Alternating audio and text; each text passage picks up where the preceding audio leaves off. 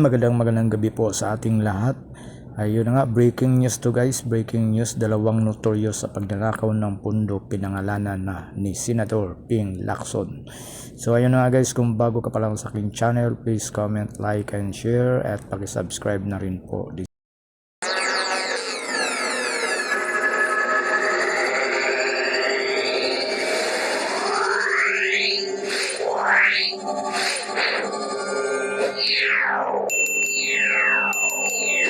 Bulacan First Engineering District na pinamumunuan na magkasunod na tinanggal sa pwesto na sina dating District Engineer Henry Alcantara at ang pumalit sa kanya na si Bryce Hernandez. Napag-alaman naming talamak ang ganitong kalakaran. Bakit? Sapagat ayon sa mga contractors at DPWH officials na nakipag-usap mismo sa akin at aking staff, ang dalawang ito ay halos pareho lang ang pagmamahal sa pera. Napabalita pa nga kamakailan na ang isa sa kanila ay nakakapagpatalo ng daang milyon sa isang kasino dito sa Metro Manila. Mr. President, sa District Engineering Office na ito, sa ilalim ng pamumuno ng dalawang nabanggit na opisyal, para sa taong 2024, 28 proyekto ang pare-pareho ang pondo kahit magkakaiba ang specs, disenyo at haba. Tuwing umuulan, panay ang aray ng mga taga-arayat sa pag-apaw ng ilog na hindi mapigilan ng flood control. Mr. President, binisita ng aking mga staff ang arayat nitong nakaraang 2 linggo lamang na tinamaan din ng hagupit ni Emong at nagdulot na naman ng pagguho ng ilang bahagi nito. Take note, Mr. President, katatapos lang ng panibagong repair nito noon lang Hunyo ng kasalukuyang taon, 2025. All of these were awarded to the same mighty contractor, Edmarie Construction and Trading. In total, Edmarie bagged 274.8 billion pesos in taxpayers' money for the rehabilitation and repair of Kandating na tila hindi nagsasawa sa kare-repair. Hindi lang po yan ang issue ng Edmarie. How can this contractor, with an unusual share of controversies, including being delisted as DHSUD builder in 2023. Ang matitirang pondo para sa pagpapatayo ng proyekto ay napakaswerte ng umabot sa 40% o 40 million pesos alisunod sa ating halimbawang 100 million pisong pondo para sa proyekto. Mr. President, there is an evident pattern of this nasty distribution of public funds among crooks. Ito ay base sa mga case studies na aming pinuntahan at masusing inimbestigahan sa iba't ibang dako ng bansa. Sa Bulacan First Engineering District na pinamumunuan na magkasunod na tinanggal sa pwesto na sina dating District Engineer Henry Alcantara at ang pumalit sa kanya na si Bryce Hernandez. Napag-alaman naming talamak ang ganitong kalakaran. Bakit? Sapagat ayon sa mga contractors at DPWH officials na nakipag-usap mismo sa akin at aking staff, ang dalawang ito ay halos pareho lang ang pagmamahal sa pera. Napabalita pa nga kamakailan na ang isa sa kanila ay nakakapagpatalo ng daang milyon sa isang kasino dito sa Metro Manila. Mr. President, sa District Engineering Office na ito, sa ilalim ng pamumuno ng dalawang nabanggit na opisyal, para sa taong 2024, 28 proyekto ang pare-pareho ang pondo kahit magkakaiba ang specs, disenyo at haba. Distinct. Babalikan po natin, Mr. President, mamaya ang lalawigan ng Bulacan na aming maituturing na pinaka-notorious pagdating sa anomalya ng flood control projects base sa aming mga findings. Unahin muna natin ang kaso ng questionabling flood control project sa lalawigan ng Pampanga. 4 years now, the Riverbank Mitigation Project in Kandating, Arayat, has been the face of a failed flood control project. Tuwing umuulan, panay ang aray ng mga taga-arayat sa pag-apaw ng ilog na hindi mapigilan ng flood control. Mr. President, binisita ng aking mga staff ang arayat nitong nakaraang 2 linggo lamang na tinamaan din ng hagupit ni Emong at nagdulot na naman ng pagguho ng ilang bahagi nito. Take note, Mr. President, katatapos lang ng panibagong repair nito noon lang Hunyo ng kasalukuyang taon, 2025. Sa itsura ng structure, tila baga hindi binibigyan pansin ng gobyerno ang kandating. Pero kung babalikan natin isang taon pa lamang ang nakakaraan o noong Agosto 2024, may gumuho ng flood control matapos mahagupit ng monsoon. Mr. President, a review of the budget books shows that we started funding the construction, rehabilitation of slope protection along Pampanga River, Kandating, Arayat, Pampanga, way back in 2018. Let me give a rundown. In 2018, we already spent 20 million pesos on a project for the construction, rehabilitation of slope protection along Pampanga River, Kandating section, Arayat. Kalaunan, nasira. Since then, it has become a cycle. Mr. President, we used the people's tax money to repair it in 2023 for a contract price of 91.6 million pesos. It was repaired again by another year's tax money in 2024. This time, not once, but twice, 91.8 million for phase 1 and 91.4 million for phase 2. Take note, 20 million pesos lang ito sa una at original construction. If the original construction cost was only 20 million pesos in 2018, why did the repair cost balloon to 350% or 91 million in 2023 and another 183 million pesos in 2024 or an overall increase of 815%? Aba, at nawili na ang funder ng Edmarie Construction na siyang palaging nananalong kontraktor sa Kandating, Arayat, Pampanga noong 2023 at 2024. Naglagay pa ulit ng 100 million pesos ngayong taon. Buti na lang, pinigil ng Malacanang ang pag-release ng pondo. Distinct then, but in a very distinct way.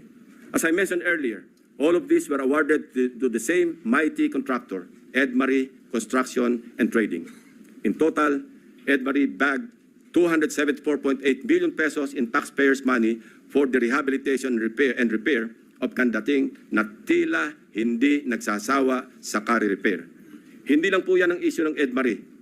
How can this contractor, with an unusual share of controversies, including being delisted as DHSUD builder in 2023, be trusted to rebuild its own consistently collapsing project, which has evidently come with great cost and loss to the government?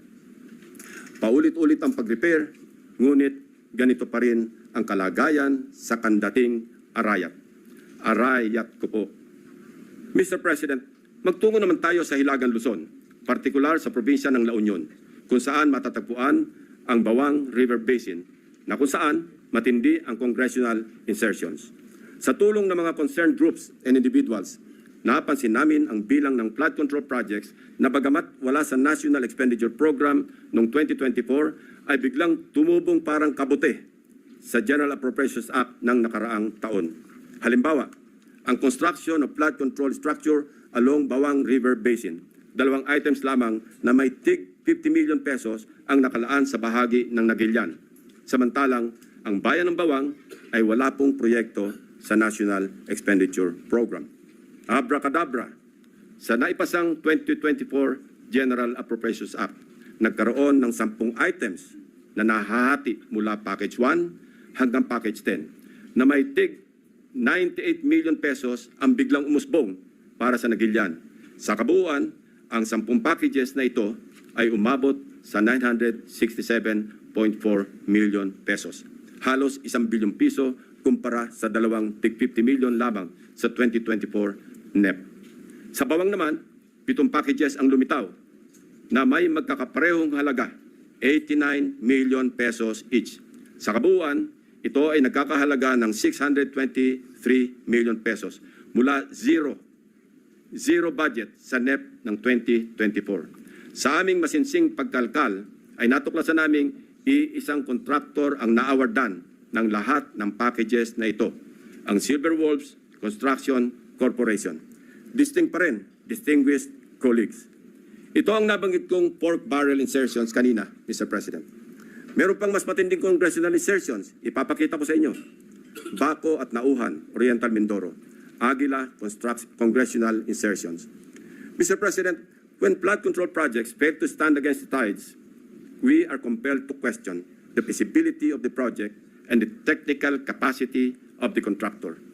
But what if an elected congressman or a political group claims ownership of the project? Is it not both proper and necessary to scrutinize their motivations and examine the extent of their involvement, and perhaps to hold them responsible? This explains the logic why I am insisting to make transparent the identities of the proponents of the insertions from the House GAB, Senate version, and all the way to the BICAM. If they claim something as theirs, should they not also be accountable for its failures? Mr. President, I raise the question because of the evident congressional banners we observe alongside many projects in Nauhan and Baco, both in Oriental Mindoro. Bilang halimbawa, in Barangay Burbuli, Baco, Oriental Mindoro, one banner reads, Congressional Project, Construction of Flood Control Structure along Barangay Burbuli, Alag River, Baco, Oriental Mindoro, Aguila, Aksyon, Gobyerno at Inisyatibo sa Larangang Lehislatura. This project, awarded to Silver Wolves Construction Corporation again, is worth 95 million pesos. It is an ongoing project to be completed in December 2025. This project is so important that it can turn stones and get funding approval under the unprogrammed appropriations of the 2024 national budget. This prods us to dig deeper into the web.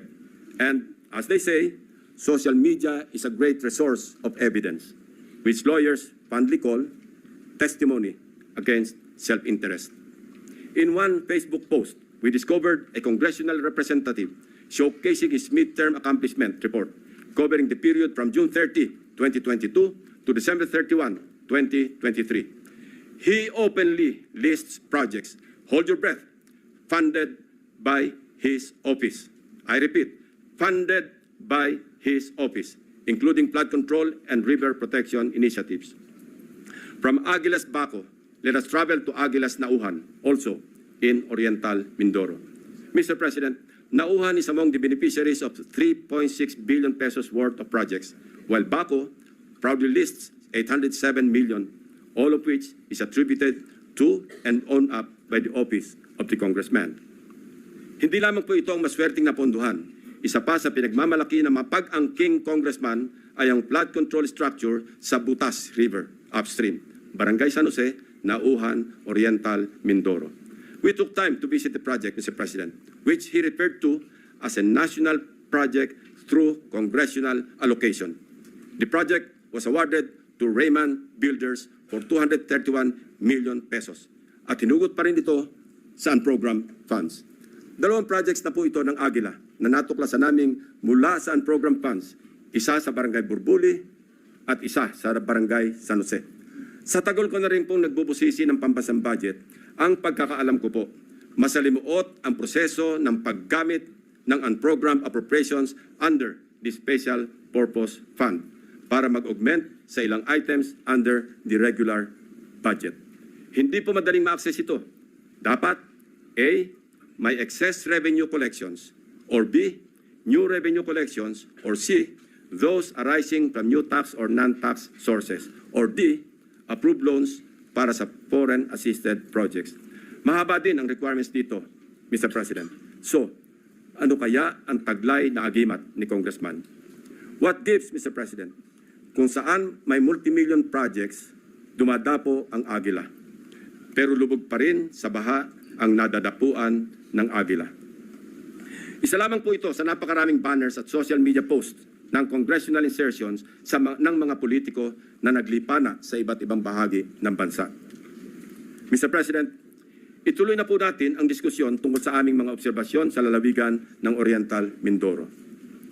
Without taking anything away from the good but suffering people of this province on the legitimacy of their needs due to its high flood susceptibility, I want to speak of the billions of appropriations for flood control projects poured into this province in Luzon's eastern flank. Mr. President, when someone gets the largest share of the pie, we naturally ask why, especially if such a price comes from the taxpayer's tab.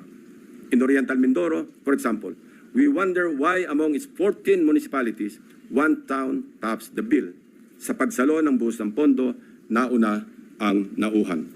Nauhan, Oriental Mindoro received a sweeping 55% of the province's 2025 flood control budget. Katumbas ito ng 10 bilyong piso para sa flood control projects ng bayan ng Nauhan pa lamang. Fair enough, given the coastal topography of the municipality, which includes its lowland plains and extensive river systems such as Mag-asawang Tubig, Nauhan, and its people badly need flood control interventions. However, the magnitude of its budget allocation in the last 3 years alone, amounting to approximately 19 billion pesos and nearly doubling each year, raises concerns regarding Nauhan's curious case. Even before the provincial governor of Oriental Mindoro blew the whistle, so to speak, on what he alleged as anomalous flood control projects, we had already dug deep in our study, literally sifting through years after years of appropriations for these projects. True to form and with due diligence, I immediately dispatched my staff to Oriental Mindoro to verify the data we gathered about Nauhan and to validate the governor's claims. Mindful of political bumps we may encounter, my directives are clear. We must see no political color and remain impartial in our findings. My staff traversed Oriental Mindoro across 10 barangays to randomly check flood control projects based on the list of awarded contracts from 2023 to 2025 that we obtained from the DPWH website. The field validation came in the aftermath of the widespread flooding in the province of Oriental Mindoro during the Habagat. Una sa aming listahan ang Barangay Mulawin. Sa 70 barangay ng Nauhan, Oriental Mindoro, ang Barangay Mulawin ay nakakuha naman ng 1.9 billion pesos. Sino kaya ang makapangyarihang funder sa Barangay Mulawin? We scoured the budget books from the National Expenditure Program, the House GAB, Senate version, and GAA, as well as the DPWH awarded contracts in Barangay Mulawin. Of the 1.9 billion pesos fund for 8 flood control projects, only 810 million pesos for 3 projects was included in the President's budget or NEP. The remaining 1.1 billion was inserted, I repeat, was inserted in the House version, Mr. President. Rightly so. Most of these congressional insertions were tagged for issuance of SARO or withheld by Malacanang, save for the curious case of 2 projects worth about 300 million pesos already awarded and ongoing construction with target completion in December 2025. Mr. President, sa buhos ng budget sa barangay na ito, inaasahan natin na may proteksyon na ang mga residente ng Mulawin mula sa baha dulot ng bagyo.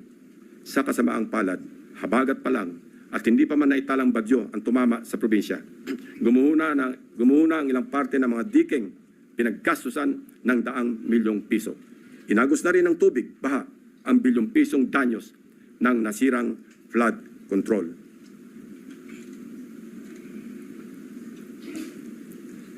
Ito mismo ang parehong barangay na gustong inspeksyonin sana ni Governor Dolor noong nakaraang Sabado lamang, kung saan napabalita ang pagharang sa kanya ng security personnel sapagkat ayon daw sa kontraktor ng proyekto, kinakailangan ng written approval mula sa DPWH bago makapasok ang sinuman sa construction area. Mabuti na lamang, napuntahan na rin po ng aking team ang di umano'y restricted area na ito noong unang linggo pa lamang ng Agosto. Actually pinagbawalan din ang aking staff na lumapit sa proyekto. Pero sapat na ang kuha ng aming drone upang makita ang mga depekto ng construction dito, na halatang gusto ng naturang kontraktor na isikreto dahil sa ginagawang paghahabol upang kumpunuhin at remedyohan ang palpak na proyekto at mapagtakpan ang kanilang kapalpakan. We are willing to submit our drone shots and other pieces of evidence to assist in the investigation and prosecution of those involved in these anomalous projects. Mula sa aming sariling footage, kitang-kita ang mga bahagi ng road dike na ginawa noong 2024 na gumuho. Ang nakikita niyong flood control project ay nagkakahalaga ng 204.8 million pesos na base sa official record ng DPWH ay completed project na nito lamang Pebrero 2025. Halos 3 buwan pa lamang ang lumipas, Mr. President. Gayunpaman, Kabago-bagong proyekto, gumuhuna agad ang dike dahil sa nakaraang bagyong Krising, Dante at Emo. Kasama ang lagpas 200 milyong pondo na inalaan dito. Sa kahabaan pa rin ng Bukayaw River, natagpuan naman namin ang isa sa mga congressional insertion na nagkakahalaga ng 137 million at inaasahang matatapos ngayong Disyembre. Kasabay ng hagupit ng habagat, inanod na rin ang malaking bahagi ng binubuong dike. We heard grim stories about why these structures fall easily. From the improper embankment mix of gravel, sand, and stones, sheet piles cut in half, and lower grade reinforcement steel bars. Tinipid, sinadyang minali, at shortcut ang pagkagawa. Sad reality, Mr. President, is mayroon na rin silang standard para sa substandard. We go to another top-billing barangay, Barangay Tagumpay.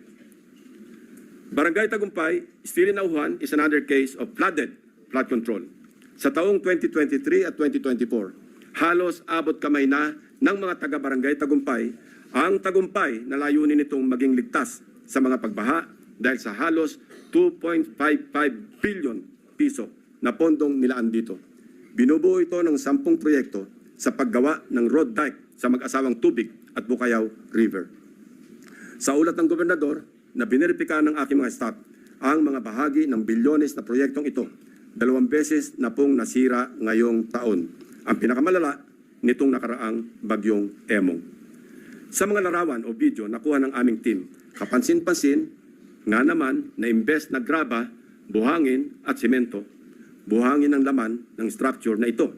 Kaya naman, ayon din sa mga residente, sa sandaling magkabutas, mabilis na pumapasok ang tubig at kinakain ang ilalim.